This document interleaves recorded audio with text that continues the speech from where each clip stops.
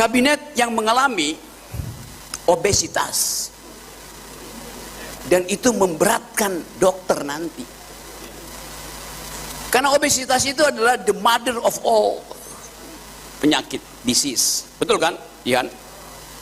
Gula itu sumber dari segala macam penyakit, ibu dari segala penyakit.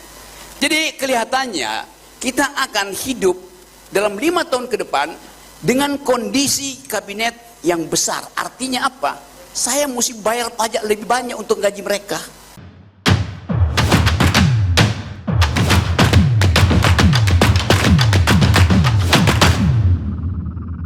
Dharma Jaya, demokrasi akar rumput mahasiswa untuk Jihan dan Jausal misalnya.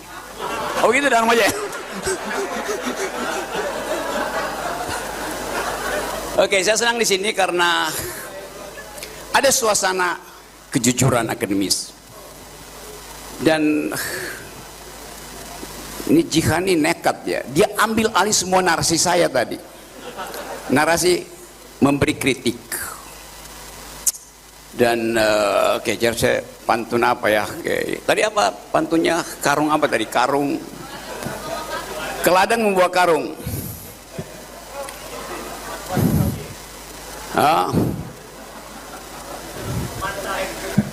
Jangan bawa karung untuk nangkap tenggiri. Jangan bingung kalau tidak jadi menteri.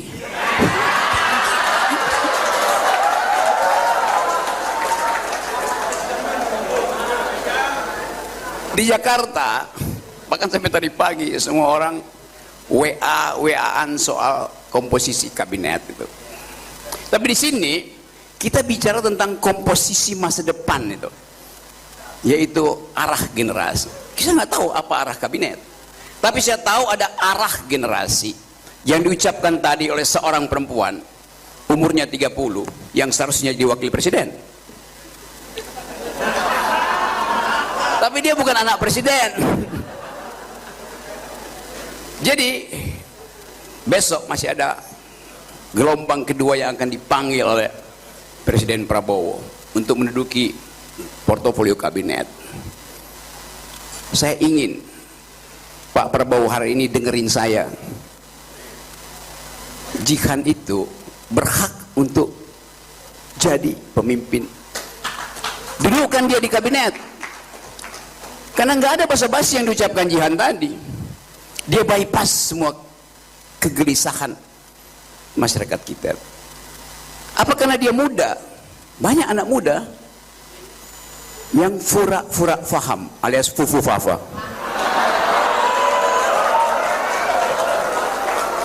Jihan mengerti arah demokrasi padahal dia adalah dokter. Bayangin coba.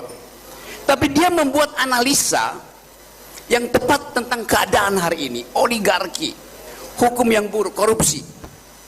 Dokter membuat analisa politik. Saya memberi kritik terhadap kondisi tubuh bangsa ini. Kata analisa itu sama dengan kata kritik. Artinya membongkar anatomi. Analisis artinya menguraikan anatomi, right? Di dalam ilmu kedokteran, analisis artinya menguraikan anatomi supaya bisa langsung dilihat jaringan mana yang rusak. Di dalam ilmu kedokteran ada istilah apoptosi. Dokter Jihan kasih tahu saya kalau saya salah, tapi nggak pernah salah saya. Apoptosi itu kondisi sel yang rusak yang akan bunuh diri supaya tidak mengganggu sel yang lain, betul kan? Jadi Tuhan alam semesta memberi fasilitas pada si sel untuk bunuh diri supaya dia tidak mengganggu sel yang lain yang sehat. Kalau dia gagal bunuh diri, dia lakukan metastasi, mengganggu, lalu jadi sel kanker. Tapi ada seorang pemimpin yang sekarang nggak mau bunuh diri, walaupun dia udah merusak kanker nasional. Namanya Dr. Mulyono.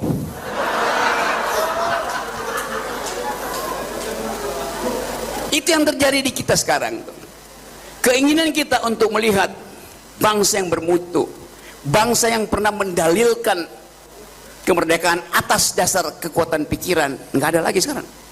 Orang bicara tentang komposisi kabinet, orang bicara tentang apa yang akan dia peroleh kalau masuk dalam kabinet.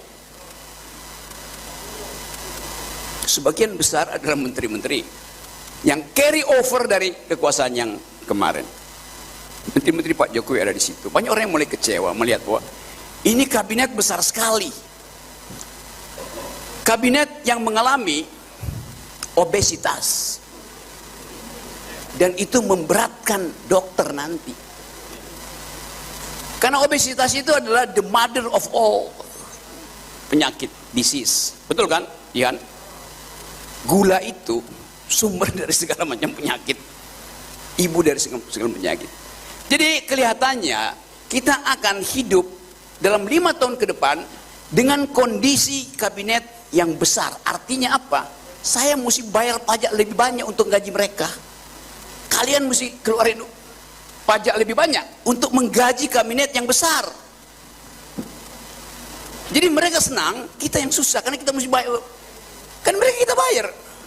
Setiap tambahan 1 pegawai di kementerian, setiap orang harus bayar 2 juta per tahun untuk gaji mereka. Jadi pendapatan Anda akan dipakai untuk bayar kabinet. Tapi kita ingin lihat, kalau kita bayar mahal, mestinya dia menghasilkan kebijakan yang pro pada keadilan, pro pada kemakmuran, anti oligarki, hindari korupsi. Itu yang akan kita tagihkan pada Pak Prabowo. Dari Lampung kita tagih itu. Nah, kemampuan ini yang saya andalkan ada di kepala teman-teman yang ada di sini. Ada berapa nih? Ribuan orang ada di sini. Dan saya akan ada di Lampung untuk ganti KTP supaya saya bisa nyalip dari Lampung karena pemilih saya udah banyak nih. Tapi kita mulai berpikir bahwa ternyata negeri ini tidak kekurangan calon pemimpin. Jihan bicara dengan lancar, dengan kemampuan retorik dan logika yang bagus tuh. Kita nggak lihat hal itu ada pada anak-anak muda di Jakarta yang sekarang anak-anak muda itu kena masalah FOMO, fear of missing out. Ngintil, nggak mau mandiri, takut berbeda pendapat, tidak mampu mengucapkan independensi dia sebagai manusia bahkan. Jadi Lampung punya kesempatan untuk menghasilkan pemimpin. Pastikan jika 2029 masuk di dalam persaingan presiden tuh. Kita mau Lampung ini jadi pelampung bangsa ini. Itu yang kenapa saya datang ke sini. Jadi kejadian-kejadian yang kita lihat sekarang. Kemarin diucapkan pemenang Nobel bidang economics, ilmu ekonomi. 3 orang, kebetulan pria, yang mulai mempersoalkan fungsi dari institusi di dalam menghasilkan kebijakan yang beradab. Dia dapat Nobel dari Swedish Academy, panitia Nobel, untuk menghormati Alfred Nobel.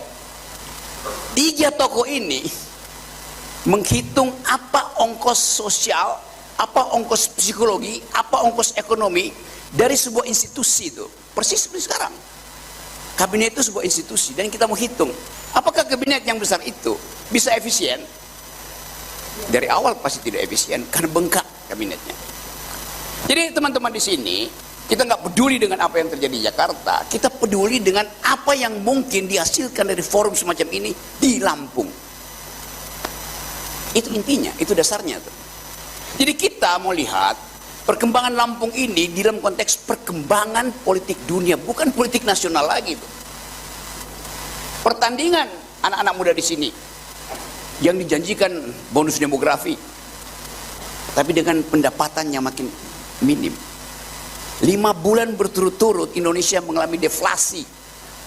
Artinya barang udah jadi murah pun gak ada yang beli. Karena emak-emak setiap kali datang ke ATM buat lihat masih ada 50.000 nggak di tabungannya tuh, hanya untuk memastikan anaknya masih bisa ada sedikit jajan di SD, SMP. Jadi kita dalam kondisi semacam itu. Kondisi yang memungkinkan negeri ini jatuh menjadi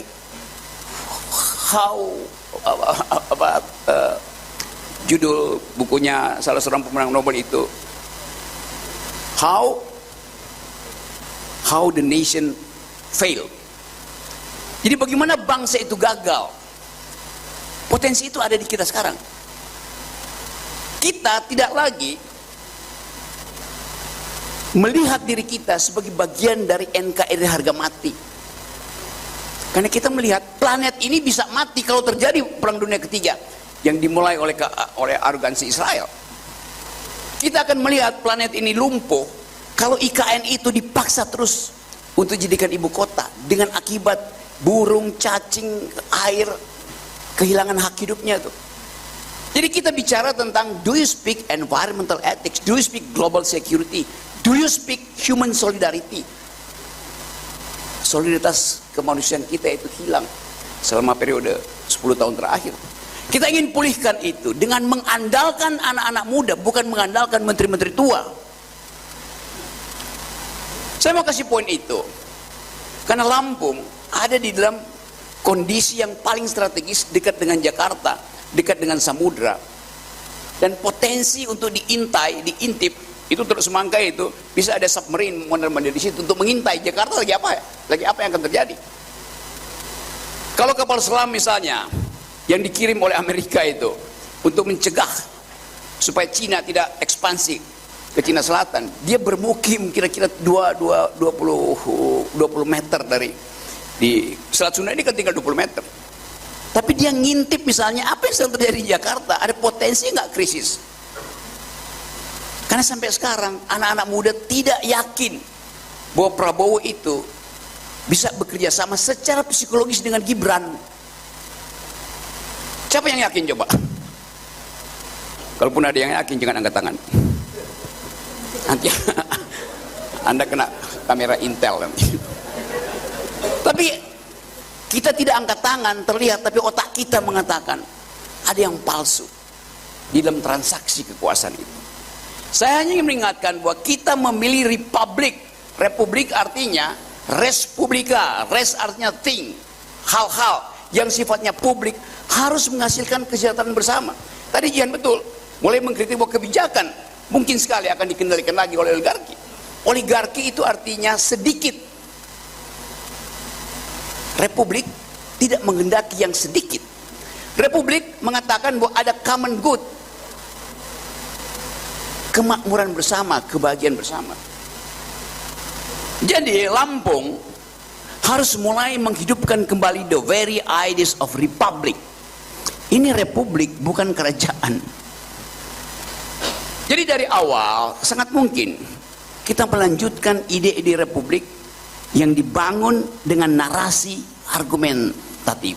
Kita tahu waktu negeri ini didirikan, semua pendiri negeri ini, jangan sebut founding fathers ya, founding parents atau founding person.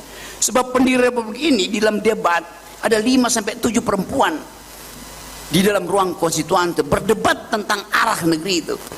Semua buku terbaik pada waktu itu belum ada Google Books, tetapi ada di atas meja mereka. Mereka berdebat dengan konsep. Sekarang kita nggak lihat orang berdebat dengan konsep. Di talk show orang berdebat dengan amarah, kalah argumen, muncul sentimen, akal kurang, dengkul dipakai. Jadi sebetulnya kita mau hidupkan kembali ide tentang intelektualitas di dalam politik, bring the intellectual back into politics tuh. Karena politik harus dituntun dengan ide. Demokrasi itu bukan pemerintahan rakyat oleh dan untuk rakyat. Demokrasi adalah the government of reason through the government by the people. Demokrasi adalah pemerintahan akal melalui pemerintahan orang. Jadi tidak boleh orang yang tidak berakal itu disodorkan menjadi wakil presiden misalnya, dan memang benar. Kita ingin tuntun negeri ini dari Lampung supaya kita bisa cari jalan keluar. Kesempatan sangat banyak. Kalau kita pergi ke Eropa, saya ketemu dengan anak-anak muda itu, semua merasa bahwa Indonesia adalah emerging nation, the land of opportunities, but being managed by the opportunist. Indonesia ini adalah negeri yang punya banyak kesempatan, punya banyak opportunities, tetapi dipimpin, dimanage oleh kaum oportunis. Itu problem kita. Jadi kesempatan-kesempatan yang kita bilang sebagai bonus demografi, kita lihat bahwa iya, bonus demografi itu kalau hari ini rahim emak-emak itu diasup dan diasuh dengan nutrisi itu. Tapi kita lihat stunting di negeri ini itu 21-22%, padahal janji kita 15%. Artinya setiap anak yang lahir hari ini dia akan kekurangan volume otak. Ini baru volume otak tuh, karena nutrisi tidak tiba di otaknya tuh. Jadi bagaimana kita mau bersaing misalnya dengan anak-anak dari Vietnam, Thailand, Bangkok, Singapura, Malaysia, kalau nutrisinya nggak cukup? Intervensi negara harus tiba di rahim perempuan. Saya baca berita seminggu lalu, GNP per kapita, pendapatan per kapita anak muda Malaysia $13.500, mendekati negara maju itu. Sebentar lagi mungkin dalam 2 semester negara maju. Indonesia 4.500, 3 kali lipat. Kalau ada bonus demografi, maka yang akan memakai bonus itu adalah anak-anak muda yang hanya 45 menit penerbangan dari Lampung ke Kuala Lumpur. Mereka yang akan menikmati bonus demografi kalau tersedia lapangan kerja di Indonesia. Anak-anak muda Indonesia nggak mungkin masuk di situ, karena perjanjian internasional harus bebas lalu lintas tenaga kerja. Maka yang akan masuk ke sini adalah anak-anak muda Malaysia, karena mereka terdidik, kemampuan dia mengolah datanya bagus karena nutrinya bagus, IQ-nya di atas kita. Kita IQ-nya tinggal 78, sedikit di atas simpanse. Tapi kita ingin pastikan bahwa dari Lampung ada 2 anak muda, Mirsa, Jihan, berupaya untuk membujuk kalian supaya ada dalam barisan perubahan, supaya ada dalam barisan untuk menghasilkan kemungkinan. Higher than actuality stands possibility. Di atas yang ada sekarang ada kemungkinan. Nah, kemungkinan itu yang kita sebut sebagai politik harapan. Harapan itu makin pupus karena kita dibius oleh materi, dibius oleh BLT, dibius oleh amplop. Kita ingin Lampung menjadi indikator pertama bahwa Indonesia bisa dihidupkan dengan argumentasi. Anda menang kenapa? Karena kekuatan argumenmu, bukan karena mengguyur sentimen. Anda menang karena kekuatan akalmu, bukan karena kekuatan amplopmu. Amplop itu soal teknis saja buat dia bagi-bagi, kegembiraan, dangdut-dangdutan. Tetapi forum publik itu harus bertengkar di tingkat pikiran itu. Sering saya katakan bahwa kalau Anda berpikir, Anda harus berani menerima kritik. Karena pikiran dirancang untuk dikritik. Kalau pikiranmu tidak dikritik, atau kalau Anda sedang berpikir dan tidak mau dikritik, itu artinya Anda sedang berdoa. Doa nggak boleh diganggu, pikiran harus diganggu. Ganggu pikiran Jihan, ganggu pikiran Mirsa. Saya senang universitas ini mengundang saya, artinya mereka tahu saya akan mengganggu 2 anak muda ini. Kalau Anda lulus dari gangguan saya, 2029 Anda berdua calon presiden dan wakil presiden Republik Indonesia. Kan hanya itu isunya itu. Jadi saya mau perlihatkan sebetulnya potensi, sekali lagi, Lampung akan jadi pelampung kedunguan bangsa ini. Kita mau tenggelam karena kedunguan, maka Lampung mesti ambangkan lagi, apungkan lagi kecerdasan itu. Kesempatan itu ada hari ini. Luput hari ini, lepas semua kesempatan itu. Jadi pastikan 2 anak muda ini, izinkan dia memimpin setelah kalian ganggu argumennya tuh. Saya nggak ingin dia jadi manja karena bapaknya, karena lingkungannya, karena hartanya. tapi karena otaknya. Sangat bagus kalau dia berharta sehingga dia nggak akan korupsi. Sangat bagus kalau dia berotak karena dia tidak akan menerima, membiarkan kedunguan beredar setiap hari. Jadi teman-teman, nanti kita akan diskusi. Saya cuma sengaja memprovokasi teman-teman seperti hobi saya untuk memastikan bahwa kita adalah bangsa yang dulu pernah mengucapkan kemerdekaan dengan kemampuan diplomasi itu. Haji Agus Salim, Sultan Syahrir, Soekarno, Nasir, segala macam bekerja dengan pikiran untuk menghalau kedunguan. Kita hari ini tidak menemukan itu lagi. Tetapi saya tahu bahwa dari Lampung, saya percaya ada akal sehat ditumbuhkan. Dari Lampung saya percaya bahwa matahari kecerdasan akan terbit dari Lampung dan tidak akan pernah tenggelam sampai Mirza dan Jihan memimpin provinsi ini. Terima kasih.